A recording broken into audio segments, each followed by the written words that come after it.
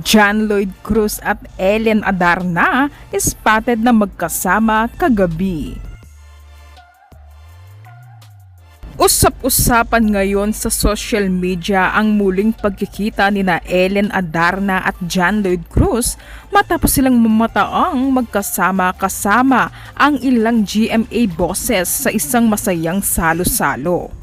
Agad itong nagdulot ng kilig at excitement sa mga netizens, lalo na't matagal nang inaabangan kung magkakaroon pa ba ng pagkakataon na magsama sa isang proyekto ang dating magpartner. Sa mga ibinahaging larawan ni Annette Gozon Valdez, makikita ang relax at masayang dinner setup kung saan magkatabi at magkalapit sina Ellen at JL. Kapansin-pansin ang komportabling aura ni na Ellen at John Lloyd sa larawan na ito. Kinakiligan ng netizens ang dalawa nang makitang nakaakbay si Ellen kay John Lloyd.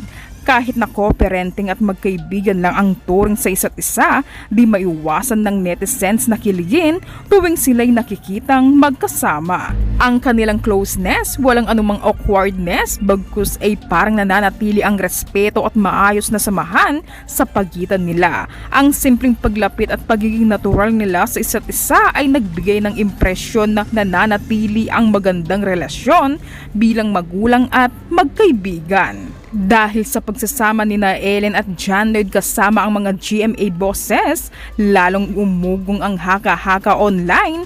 May posibilidad nga kayang magsama muli sa isang proyekto sina Ellen at John Lloyd. Marami ang umaasang mangyari ito, lalo't na't kitang-kita na kaya pa nilang magdala ng kilig kahit sa simpleng larawan lamang. Sa ngayon, wala pang opisyal na pahayag tungkol sa tunay na dahilan ng kanilang pagkikita. Ngunit sa isang litrato pa lang, malinaw na ang muling pagsasama nina Ellen at John Lloyd ay sapat na upang magbigay ng saya, kilig at excitement sa kanilang mga tagahanga. Yan mga kachika, abangan natin ang niluluto nina Ellen at John Lloyd kasama ang mga GMA bosses.